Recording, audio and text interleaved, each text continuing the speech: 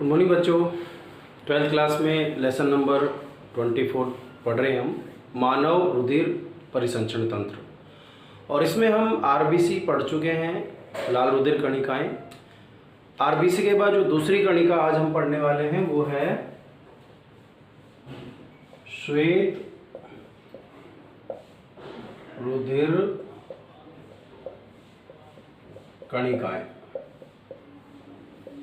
Means white blood corpuscles.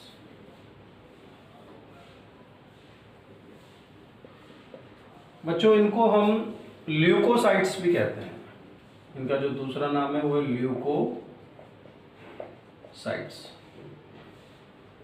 WBC को हम leukocytes भी कहते हैं। और ये जो डब्ल्यूबीसी है इनकी जो संख्या है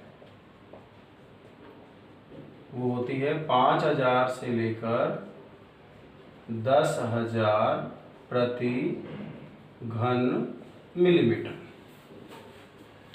इनका जो जीवन काल है, क्योंकि ये अलग अलग प्रकार की होती है इसलिए इनका जीवन काल फिक्स नहीं होता। इनका जीवन काल कुछ दिनों से लेकर कुछ सप्ताह तक होता है। ये जो डब्ल्यूबीसी है इनका निर्माण भी अस्थि मज्जा में ही होता है, क्योंकि रुधिर की सारी कुछ कणिकाएं वहीं बनती हैं अस्थि मज्जा में। और जब इन ल्यूकोसाइट्स की संख्या में अत्यधिक बढ़ोतरी दिखाई देती है तो ये एक संकेत हो सकता है ल्यूकीमिया यानी कि ब्लड कैंसर का। यानी ब्लड कैंसर में डब्ल्यूबीसी की संख्या अत्यधिक बढ़ जाती है तो एक चिंता का विषय हो जाता है ल्यूकीमिया। डब्ल्यूबीसी जो है बच्चों ये मुख्य रूप से दो प्रकार की होती है। डब्ल्यूबीसी को हम दो प्रकारों में बांट सकते हैं। एक तो होती है कणिका युक्त, जिनको बोलते हैं ग्रेन्युलोसाइट्स। ग्रेन्युलोसाइट्स,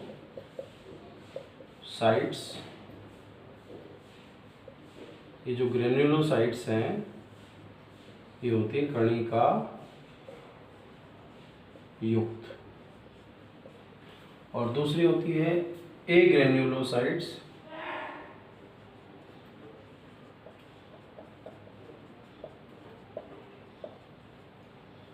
यानी कि कणिका रहित। बच्चों इनके जीव द्रव्य में कणिकाएं पाई जाती हैं और इनके जीव द्रव्य में कणिकाएं नहीं पाई जाती। इनको फिर आगे हम तीन भागों में बांट सकते हैं। पहली होती है जिसको हम बोलते हैं न्यूट्रोफिल्स,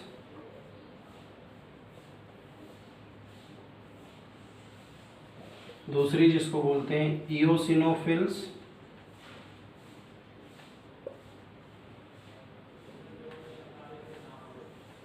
तीसरी जो होती है इसको बोलते हैं बेसोफिल्स।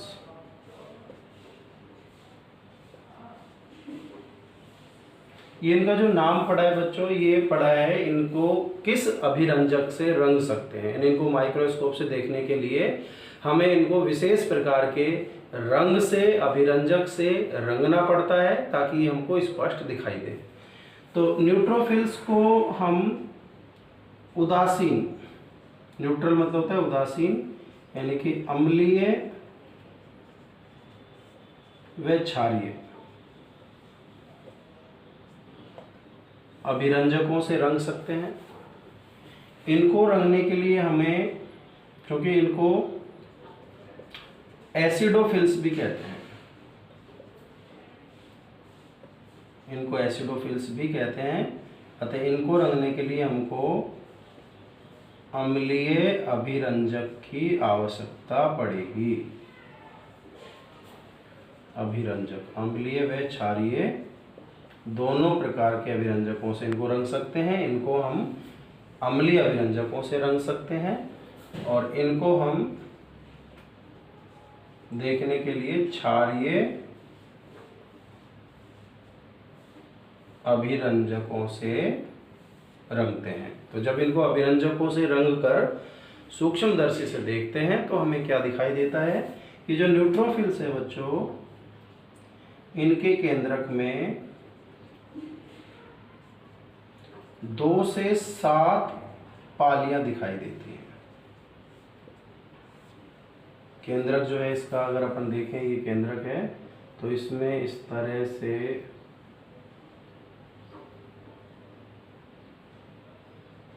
ये पालियां दिखाई देती हैं। इनकी संख्या 2 से 7 तक हो सकती है। जबकि योसिन में 2 पालियां नजर आती हैं, द्विपालित होता है। और जो बेसोफिल है इनके अंदर 2 से 3 पालियां दिखाई दे सकती हैं केंद्रक में। तो ये इनकी संरचना हो गई कि कितनी पालियां दिखाई देती हैं। न्यूट्रोफिल्स जो है बच्चों, ये संख्या में अगर हम ल्यूकोसाइट्स की संख्या या डब्ल्यूबीसी की संख्या की बात करें तो सबसे ज़्यादा संख्या जो है वो किसकी होती है? न्यूट्रोफिल्स की होती है। न्यूट्रोफिल्स संख्या में सबसे ज़्यादा होती हैं और इनका काम जो होता है वो होता है रोगाणुओं का भक्षण करना। रोगाणु जो शरीर में प्रवेश करते हैं उनको नष्ट करने का काम करती हैं न्यूट्रोफिल्स। दूसरी तरफ इयोसिनोफिल्स जो हैं और जो बेसोफिल्स हैं, ये एलर्जी से संबंधित होती हैं। यानी शरीर में जब कोई एलर्जन प्रवेश करता है तो उसके विपरीत जो एलर्जी घटनाएं होती हैं, जैसे छींके आना, खांसी आना, आँखों से पानी आना, नाक से पानी आना, खुजली होना त्वचा में, ये सारे एलर्जी लक्षण जो हैं ये इन कोशिकाओं की वजह से ही होते हैं। यानी एक तरह का ये रेस्पॉन्स दे रही है उसके विरुद्ध, शरीर को अलर्ट कर रही हैं ताकि शरीर उनके खिलाफ एंटीबॉडी बना सके। दूसरी तरफ हम देखें एग्रेनुलोसाइट, जिनमें कणिकाएं नहीं होती हैं बच्चों, इनको भी हम 2 भागों में बांट सकते हैं। पहला जो है ये है मोनोसाइट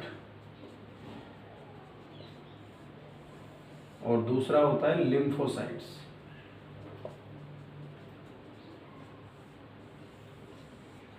बच्चों मोनोसाइट सबसे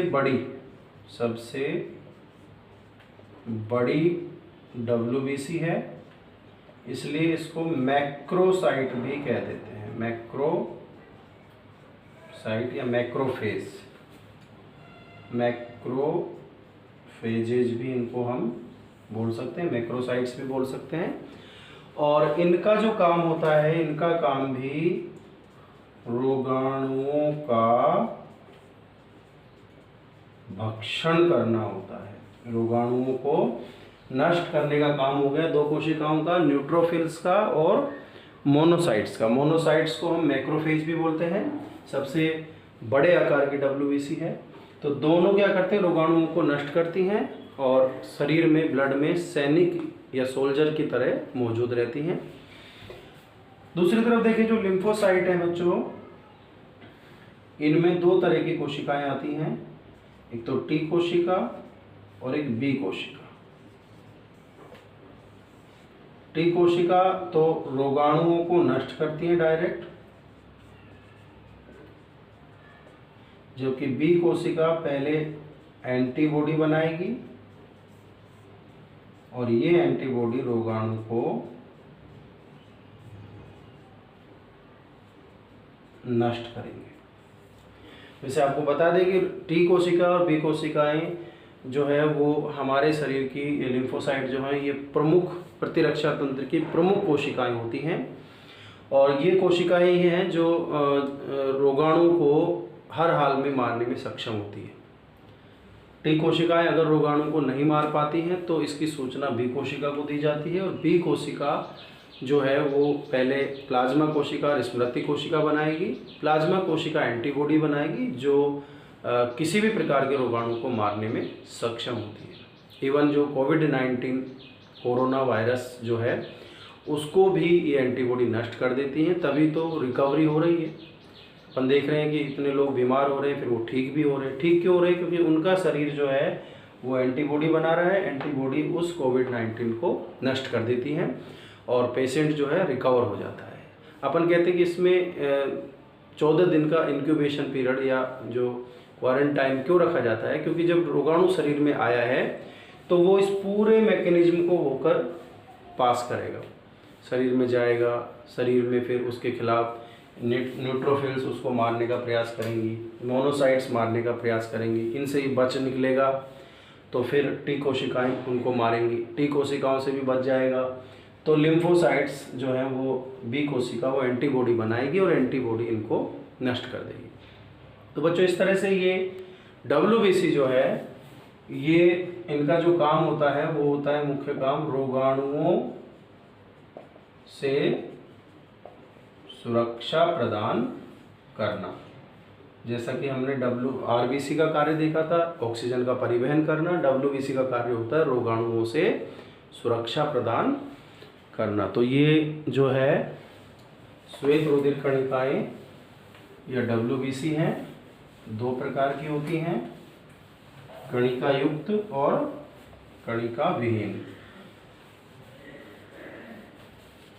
इनकी टोटल संख्या को हम TLC बोलते हैं, टोटल ल्यूकोसाइट काउंट। तो बच्चों ये जो अपनी क्लासेज चल रही हैं इनको लगातार देखते रहें, नोट्स प्रॉपर बनाते रहें, अभी घर में ही रहें, सुरक्षित रहें और पढ़ाई को लगातार जारी रखें।